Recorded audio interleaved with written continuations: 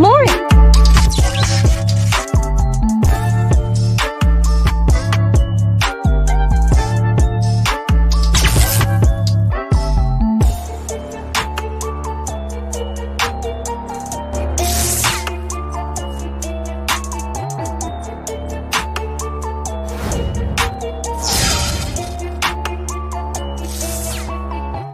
Good morning, ladies and gentlemen. Welcome back to another episode of Sippin' Sports Podcast with my amazing host, Chaos Chris. And KJ McCoy is actually on his way to the beach right now. We are pre-recording this on Friday night. So look, we brought in a little surprise for you guys. Before we get into the rest of the amazing Philly sports topics that we always have planned for you guys, we have a longtime friend, almost family, would you say, Chris, right? Family? I mean, the kid was in my wedding, so yeah, he might as well be family. Might as well damn be family, but his team still fucking sucks. Welcome back to the show for the first time. Not even welcome back, but welcome back in my life, our life. It's good to see you again, man. Jizzle. Dalton. It's good to be back. I love the new show, man. This looks like a really cool thing you got going. I'm excited. Well, thank you for being a part of it. It's certainly not the last time we'll have you, but I mean, addressing, like I said in the last show, the elephant thighs, the tree fucking trunks in the room. Yeah. Saquon Barkley's a Philadelphia Eagle, man. I know you're sold. Go ahead. It's a somber moment for Giants fans because Saquon Barkley. Let me give you the story of Saquon Barkley. Saquon Barkley was brought to New York for one reason: to give Eli Manning one last shot at a ring. What happened in the 2018 season? Injuries piled on. The season went bust, and Saquon Barkley's rookie season, the team went 6-10, I think, and Eli Manning retires a year later, and we have this insane talent that we like basically don't know what to do with, and come time to re-sign him, we're in this position. We're like, well, we kind of screwed ourselves for the future, but we have this guy. We want to bring him back. He's obviously a great guy, great talent. But we're in a market where you don't pay running backs unless it's a luxury. And the Giants are in a spot where they don't have the luxury to pay a running back like Saquon. They need a team. They don't need Saquon. They need a team.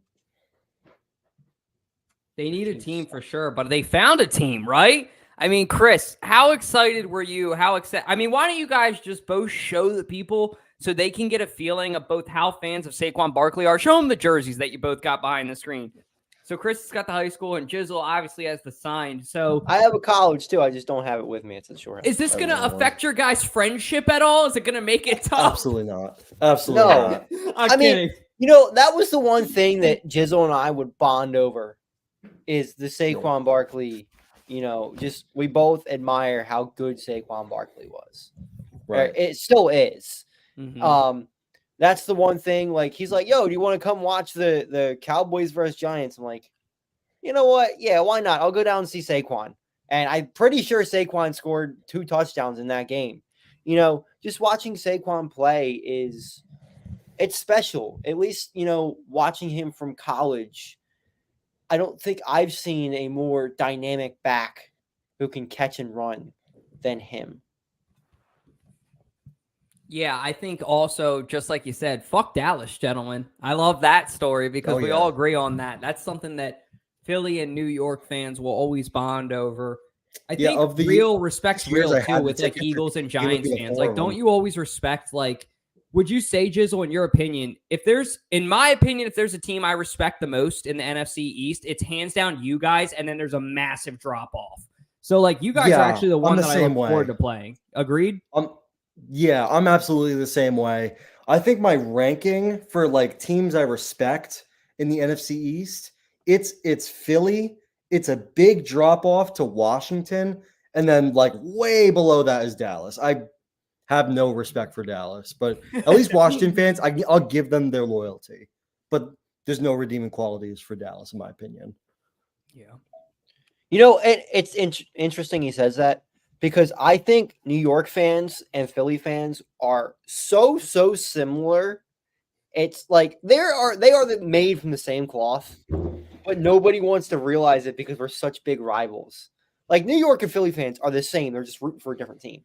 I truly believe that they're both assholes to everybody. Like that's what we do. That's what we do. We're all dickheads, and it's fine. And Dallas fans, they just front run. They don't even know what the fuck they're doing. Yeah.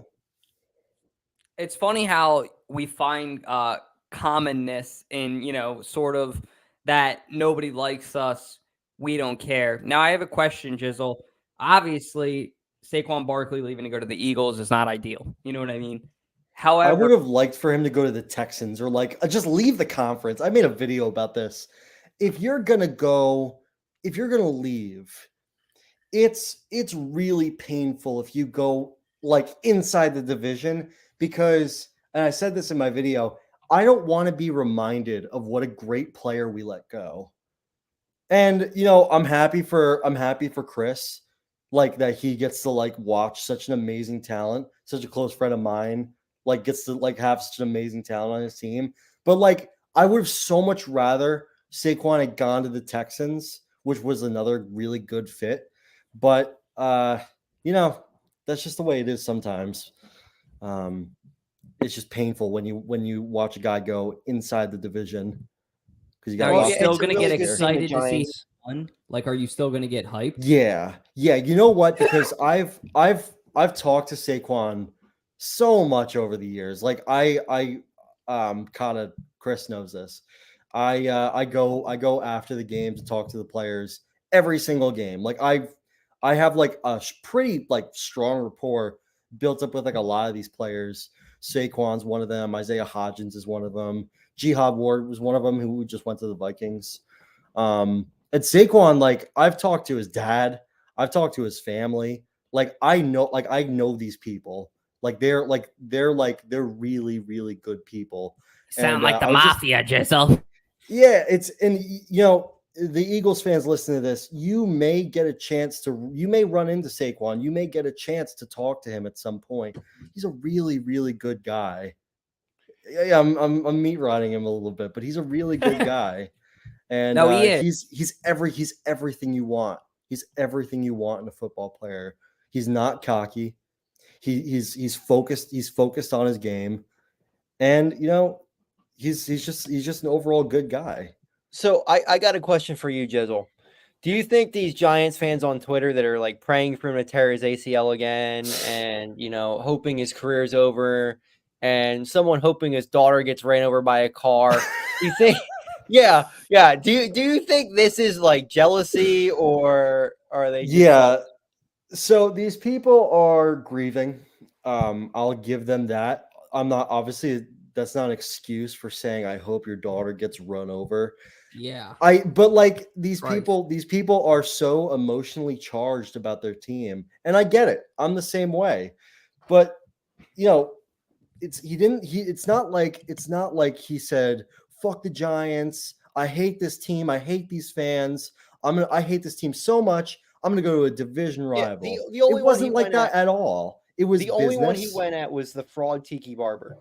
Who, Right. Which Who was deserved it. valid. Sorry, if Which I was a valid. Giants fan, seeing what Tiki Barber did leaving the team, just because he didn't want to play anymore, pussy shit to me. Tiki Barber. Burnable on the Tiki fence, Barber. matey. Burnable on the Yeah. fence, as I would say. You can fucking burn that jersey if you got it. Tiki Fuck. Barber, that's a burnable offense, in my opinion. I was 6 years old when that happened, so I didn't really like understand what was going on. But like later, after I learned like what the deal was with Tiki Barber, that I was completely on Saquon's side because the way that Tiki left is there was frustrations with the team.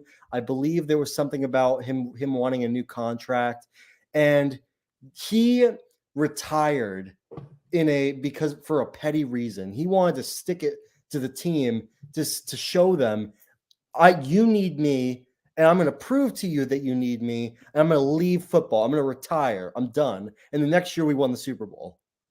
It doesn't get much worse than that. Because not only did he was bluff, stupid too for missing out on the money, and we won. Yeah, Ahmad Bradshaw was better. he was. I mean, talent wise, like, but I'd much rather have a Ahmad Bradshaw. Tiki Barber was just a problem, you know. Yeah, fuck both the Barber brothers. Fuck Tiki. Fuck Tiki and fuck Rondé. They can both. Yeah, I used to watch the W fan. I mean, listen, I'm not gonna not watch it. If I see a W fan clip, I'm not gonna not watch it. But like, I mean, I think it's just like WIP here. Like, we don't like. It's just all for clicks at this point. Like, it's ubiquitous. It's everywhere. Ever since Carl Banks left, I stopped watching that show. They disrespected Carl Banks. He's like an all-time great Giants player. He's given his opinion, and they're like going against him, and like they disrespected him, and he's like, you know what? I don't have to take this. I'm freaking Carl Banks. And we got the Philly media trying to get rid of Jalen Hurts and AJ Brown. Probably the two of the best players we've had in the last 15, 20 years here. I don't know. Hell, maybe even 50 years. I think AJ Brown may be the best receiver the Eagles have ever had. Yes. WIP are trying to get him the fuck out of here. Thank you. I'm going to fucking roll the clip when I said that when he first came here, and Jack and Josh told me I was stupid. And I said he was going to be better than Terrell Owens. I'm glad that somebody's fucking finally with me. Thank you, Chris. I appreciate that. No, I was against you at first, but I mean, he's proven my ass wrong too. And it's a good thing. Like, that was the thing we all said. We were all like, please prove us wrong, AJ. You know what I mean? Like, please. I remember on draft night, dude. I was at the Lagoon. I was with you. I'm like, they just signed a top 5 receiver. He was top 5 that year. Debatable, but he was. I was worried about the injury history. Yeah. I was scared because I knew that was going to be pretty bad for the Giants. AJ Brown was. Yeah. But Jizzle, we want to thank you for jumping on to kind of vent with us a little bit. This certainly won't be the last time we bring you on as an expertise. Anything in New York sports that happens, this is going to be your guys' expert on Sippin' Sports. So get to know Jizzle, a.k.a. JT, the go-to Giants fan. Dalton, thank you for having me on. I'm very excited about the new show, and I'll catch you guys later. See you, Jizzle. Thank you. Love that, man. And if you guys have not seen it, there's a tailgate vlog last year that I often watch because that was literally my favorite. I don't even know if Jizzle knows this. That was my favorite Eagles game in my life, that game. Not because of the score. It was just a fun day. Like, we met Jizzle. We hung out with Broad. Then the car ride home, we had like that video when we were riding back. I know you know what I'm talking about with freaking Mr. Jack when that kid was talking shit. That was a good ass day. And that was the day of KJ's New York cheesesteak. Now, here's the thing. Philadelphia does have it up on New York with cheesesteaks. But if this shit happens, New York is going to quickly have it up with us on tailgates. They're going to have better tailgates than us. Mm-hmm. Comcast new plan. Do you think it's going to ruin tailgating, Chris? Absolutely. Because they're taking away all the lots that you can actually tailgate in. Basically, all the Wells Fargo Center lots are gone. They're going to be gone. Do I think we need more restaurants and bars down there? Maybe. But it's going to ruin the game day experience for Eagles games and for Phillies games. Nobody really gives a shit about Sixers and Flyers games. Like, you don't really tailgate those games. But I don't like it at all. It's going to make it so much harder to park. It's difficult to get out of there as it is, as somebody from Montgomery County, and you could probably attest to this from Delaware as well. We can't really take SEPTA. Like, SEPTA isn't really an option for us. And even if we were to take SEPTA, it's a pain in the ass. It'll take us like 2 hours to actually get to the stadium. It's not viable for anybody who's not in the city. And even then, people in the city don't want to take SEPTA at midnight either after a game's over.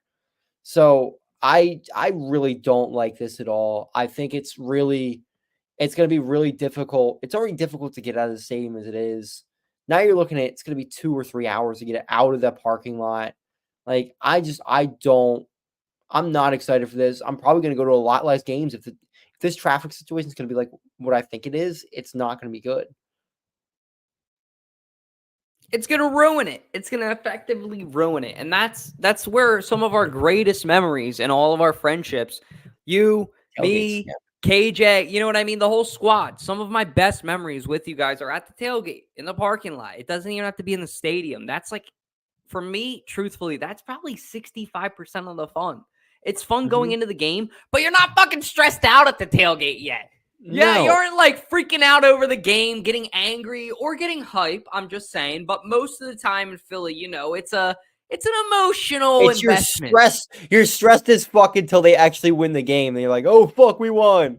Yeah, exactly. So the tailgate's usually all good vibes, and if they get rid of that, I mean, I'm just gonna say this: you're not gonna sell any tickets because you're right, Chris. You're gonna lose not only like people like you and me, but then you're gonna lose the sales of us. We're not gonna go to games anymore. We'll just watch at home. Doesn't mean we won't be a fan. Just means okay, I'll have the boys over for a party or something, have a couple drinks, get some food.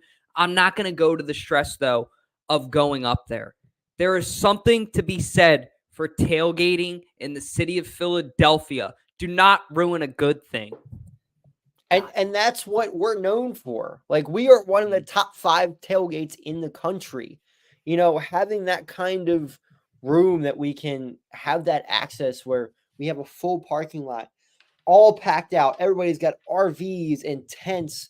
Like, Yes. we see the 4th and John tailgate is absolutely legendary. People are making food for other people. People are giving Did out you see the drinks to Red people. Bull thing that they had this year? They had a Red Bull. I shit you not. It was amazing. Shout out to our homies over at 4th and John. If you guys don't know them, they had a Red Bull van almost. It Really? looked like something out of Batman. I'll have to send you a picture of it after this. It was nutty. And then it had a DJ stand in it. Like, Yeah, the and tailgates in Philadelphia are nuts. basically what this is going to do is limit the tailgating to K-Lot, which is reserved anyway. And you can't tailgate in the Citizens Bank park lots. It's not allowed. Yep. So you're going to have one little section of tailgate, and they're probably going to up the price on that because they can. And you're going to be paying $120 to tailgate, and it's just not going to regular work out season well. game. For the Yeah. playoffs, dude, I'll never forget for the playoffs the way it was right now, $300 in the G lot. It was $300 to park that day. To park when you pulled up, not and you like paid it? online. I had to. Yeah. I split it with a couple people that were on the podcast at the time. I think Sean, shout out to Big Sean, he split it with me. But yeah, dude, talk about a fucking. So I bet you if it's the playoffs, they're just going to price gouge people. Cool, you want to come in? Cool, there's only X amount of spots there. Yeah, there's like 10 of you will pay for this. Who wants to pay the most? You know what I mean? That's sad. That's not what it's about. There's something to be said for all communities coming together on a Sunday, no matter what your class is, no matter what your religion is, no matter what your race is. On Sunday, you're a goddamn Eagles fan. And that's the way it goes. That's the best part about being an Eagles fan. And the other problem I see with this is all going to be owned by Comcast. Do you know what that means? It's just going to be an extension of Xfinity Live, which you're paying $13, $14 for a drink anyway. Mm-hmm. Nobody's really going to be able to enjoy themselves. And if you can enjoy yourselves, you're fucking rich as shit. Like, I'm sorry. If you buy 4 or 5 drinks, I consider you rich at that point. I mean, that's like 50, 60 yeah, that's bucks. Fucking, if you can drop that one night of your weekend, well, shit. Yeah, like you're paying $250, $300 a ticket as it is to go to a game. Now you're going to have to pay more for parking, and you can't tailgate, so you got to go into the Xfinity Live or whatever the hell they're going to have there. It's going to be more expensive. It's not going to be as convenient, and to me, I don't think it would be as fun. Because I don't know, getting these Surfsides, shout out Surfsides, please sponsor us. Just having a bunch of those in the parking lot. These are $4 a can, something like that, and it's probably cheaper than that. Like, you can do that and have a lot more fun, throw a football around, cook some food up in the parking lot. That's a lot more fun to me. And I think it's a lot more fun to the average fan. Maybe there's the, rich entrepreneur who wants to go to take his wife to the game or whatever. The guy who's not really going to be up and screaming, like, the fans we want at the game, the ones who are going to make the most noise, won't be able to go to the game. That's exactly. No, you're dead ass. You're 100% dead on. Yeah, hopefully they don't ruin that. Don't ruin a good thing, guys. We'll see. However, we are in the thick of it. March Madness advancing along. So March Madness is a fun time to bet, even if you don't know anything about basketball. I'll just break it down, some of my bets. Chris, if you have any, you can feel free to share some, but it's okay if not. I know you said earlier before. I have one. What do you have? Tell me before. Go ahead and take I it got first. Tennessee winning it all. Oh, really? You got Tennessee. Why Tennessee? Morgan Wallen. That's it. Well, if Tennessee wins it, I'm gonna have to start backing your picks then. I have No, you'll lose a lot of money. Maybe not. I mean, Tennessee isn't that bad of a pick. I'm just gonna say that. The main bet that I have, though, guys, that I'll share with you is my main winner is North Carolina. I'm a North Carolina fan. North Carolina is a pretty favorited team this year. UConn, of course, is up there. However, right now, I guess it's out of the second or first round still. I'm really liking Yale to cover along with Florida. So if both of them cover, I put a $25 bet down just now. And that'll pay me $80, which would be pretty nice. That'd be some nice money. Hit the cash out button real quick and get the hell out of there. But March Madness is a really fun time. Let us know in the comments what bets you guys have, what teams you guys root for. I would assume that there's a lot of Temple fans out there, and maybe some Temple fans are wondering about this basketball investigation. So shout out to our boy, No Shorts USA. He posted a really informative video that Temple's now being investigated. They've been under investigation for a long time for potentially throwing a game for betting results, I guess you could say. So before the game, Temple was a 1.5 point, how do I want to put it? Favorite? Underdog. Underdog, yeah. Yep. 1.5 dog. And then for no reason, no injury, nothing at all. Went in -8. Went to, -8 out of nowhere. No, +8 if they're underdog. +8, yeah. Sorry, I had a couple drinks, guys. I'm pretty deep on this one right here. It's Friday. Like I said, we're pre-recording it. So sorry for you on Saturday morning who got the call. Don't usually do this. But yeah, so they're 1.5 point dogs, and then they're 8-point dogs out of nowhere. And it's like, what the hell just happened? No injury, very suspicious. And now they're being investigated. A lot of Temple fans are saying that they don't think anything's up with it. They just think that they got the shit beaten out of them. They ended up losing by like 8 points. But a lot of people are also suspicious too, just like the NCAA who's investigating it. Do you have any thoughts on it, Chris? I mean, it wouldn't doubt me. I mean, I think the city of Philadelphia in a whole is very corrupt. You know, just beyond just Temple. Wouldn't surprise me. I think Temple does just suck as a basketball team. So it wouldn't surprise me that, just sucked. But the whole, like, how does Temple control the betting line? That's the thing that doesn't make sense to me. Like, how does it just go from 1.5 to 8 out of nowhere? Like, somebody has to set that line and somebody has to bet on that line. So what happened there? I don't know how Temple set that. I don't know how that's Temple getting investigated for that, but I think that would be more of a, DraftKings or FanDuel or Sharps. I don't know who sets that. Yeah. Sharps doesn't set any of them. What they do is they do betting lines, but shout out to them. Thanks for bringing that up. If you guys haven't, download the Sharps app today. You can get on there and track and tail your friends' bets. It's basically like Facebook for betting in a way. So you can talk smack to your friends. And if you like investing, one of the cool things that I think a cool analogy for Sharps with is some people are starting to invest in people now is the way that they put it. Like for stocks, they like do what rich people do and they just sell it at the same exact time because they know shit that we don't know. If you just go on Sharps, you can pick like the most successful bettors and look at their bets and just take the same bets as them. And I think you're going to end up in the positive if you do that. So seriously, download it today. Use code 302D866 and sign up. 302D866. Sign up. Thank you.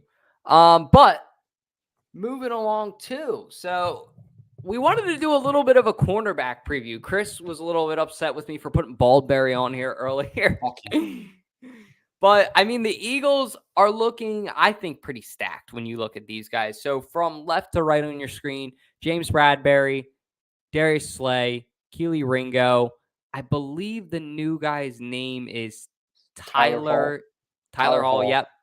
And then Isaiah Rodgers, who's supposedly supposed to be this really underrated breakout potential corner from the Colts. How are you feeling about the position right now, Chris?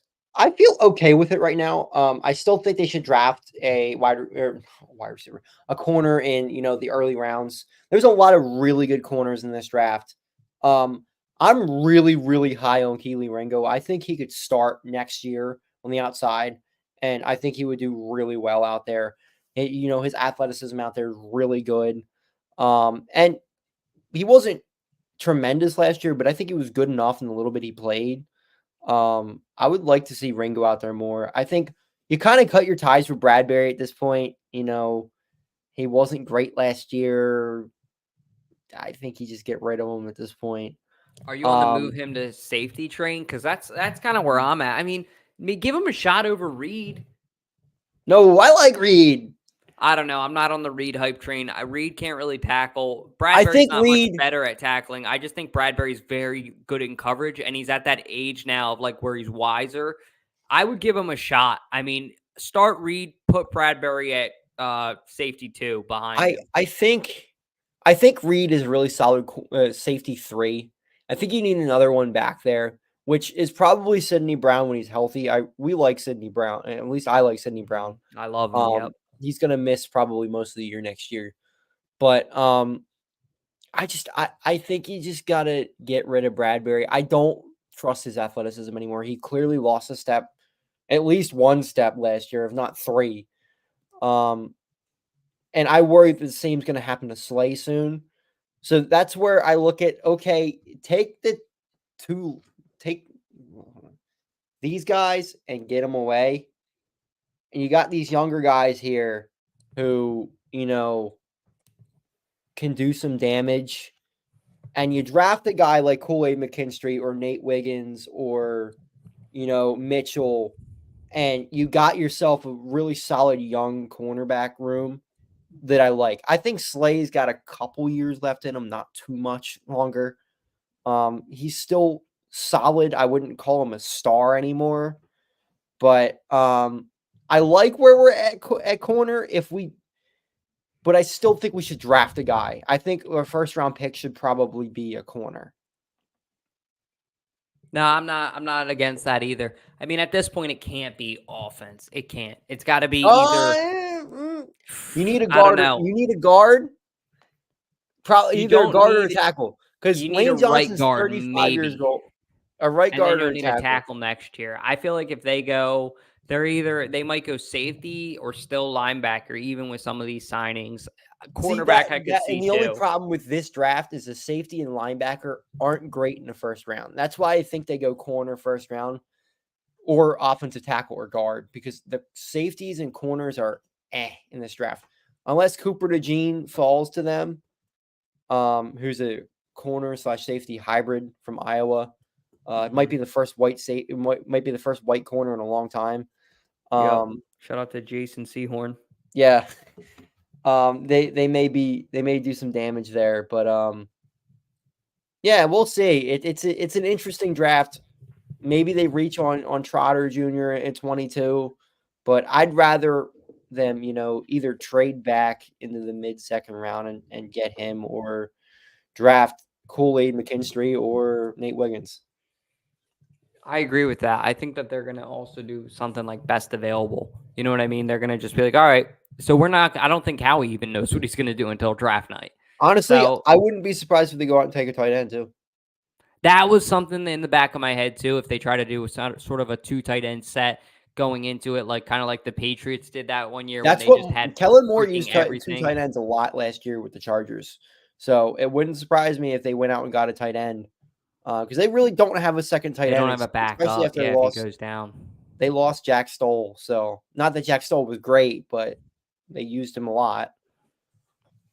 No, I'm with that. They definitely did. I'll say this. These guys right here, give them one more year. Those 3 guys over by Chris, very, very promising for all 3 of them. So the Eagles do, I think, have a lot of hope. Like the fact that they have 3 of those guys too is very, very exciting. So stay tuned, guys, for that, because that's going to be a whole bunch of fun. Who's not having a bunch of fun right now is one of the Dodgers. Tell them about what's going on with this Ohtani situation, dude, Chris. This is the wildest thing I think I've ever seen with something in baseball. So I'm sorry, I cannot pronounce the Asian names, but Ohtani's interpreter was caught gambling $4.5 million of Ohtani's money. At least that's how it was reported. But then there's all these things going down where there's evidence that Ohtani may have like purposely thrown games. It's a mess. It's a real big mess. People think Ohtani may have been betting on baseball, which Ohtani bet on baseball, he's done. Like, he's going to get banned from baseball if he bet on baseball, for sure. It's just a really odd situation. And then on top of it all, Ohtani can opt out of his contract if his interpreter gets fired. And his interpreter got fired in this whole thing. It's a real, like, there hasn't been enough to come out yet to say what's really happened, but I think there's going to be a big investigation going on this. This is going to go on for a long time. And usually we don't talk about things other than Philly here, but this is just such a weird thing that, you know, Ohtani affects so much in baseball. Like, he's probably the most marketable player in all of baseball right now, if not top 5 in all sports. Mm-hmm. Just to see him go through this, whether he was involved, whether it was him, you know, covering for his interpreter, or whether it was him making the bets, this is going to be an ongoing thing. And it'll be interesting to see if the MLB just covers this up, because he is such a marketable guy and we know how business is. They could cover this up real easily. Or whether they're going to do something with Ohtani. Yeah, it will be really interesting to see how it kind of pans out. 100%. I think for Ohtani, the main thing is, can you play, and how quickly does it happen? That's the thing I think as Phillies fans that we're going to be very keeping a close eye on, because the brutal facts are, for the Phillies, I think the biggest team in their way is the Dodgers, and every team in the MLB is probably feeling this way. But I really feel that the Phillies have a good shot this year. Just the Dodgers are absolutely stacked. They are a monster team. So for the Philadelphia Phillies, this could be a real game changer.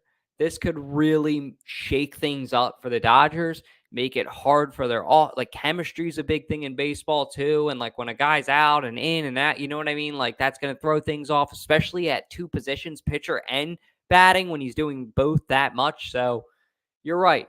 I'm interested to see as well, do they cover it up? For Phillies fans, I think we keep a very close eye on it, because it's one of those things that we don't want him to cover it up. All love to Ohtani, respect him as a player, but if you're cheating, I think in all fairness, or illegally gambling, you need to be held accountable. In all other sports you are. And no matter if you're Tom Brady or if you're, you know, somebody at kind of the bottom of the barrel that's doing it, don't do it either way. So I hope that if it is true, legal action will be taken, because not only just for the Phillies' sake, just for fairness in sports. Oh, and on top of this, it wasn't like they weren't just betting on DraftKings. Like, it wasn't like a regulated thing. They bet through some like unaffiliated bookie. So that makes it's already illegal what happened. So it was illegal money from Ohtani, whether it was through the interpreter or not. I mean, there's still big allegations here, even if Ohtani wasn't truly involved. He's involved by no matter what at this point, since it was his money. Yep. He's always going to be connected to this. It'll be very interesting to see if he gets thrown out of the MLB. That would be insane. I guess that we would only see him in the Baseball World Classic, right? It's a shame too, because Ohtani is really likable. Like, I mean, like, I had no problems with Ohtani whatsoever. Like, cool, he went to the Dodgers. Yeah, okay, maybe he would have been ring chasing, but no, he just went. He went to the better team in LA. He likes LA, obviously. So I didn't have any problem with that. It's just, this is a weird situation.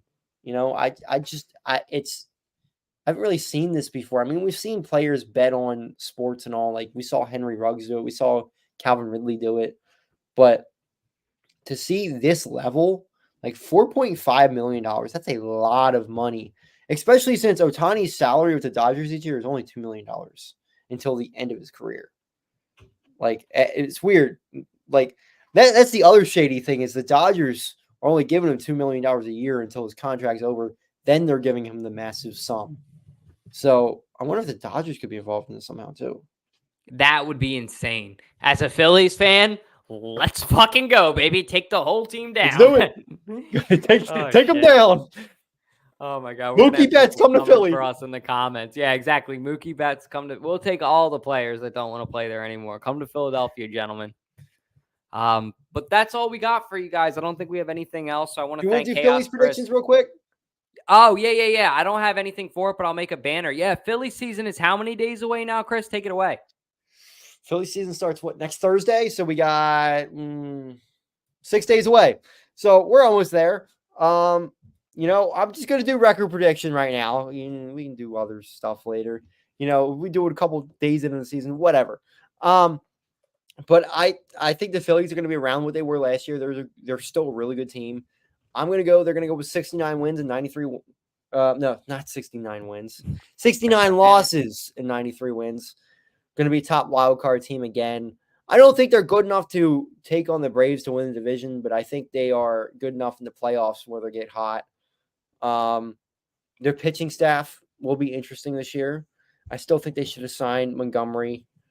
But we'll see. We'll see how they do. They're a playoff team, though. That's all I can say. They're a playoff team. Playoff team, World Series team. Amateur will go ahead and say World Series run. Momentum will say so. I just think the way that the Phillies are talking as a team, it's a good sign.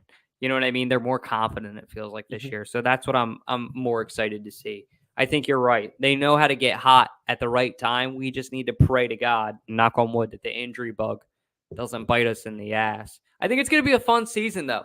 That's my prediction. I think it's going to be a really good season. It's going to be fun to tailgate with everybody, you guys, KJ. I think that there's One of our a last bus few now. years of tailgating.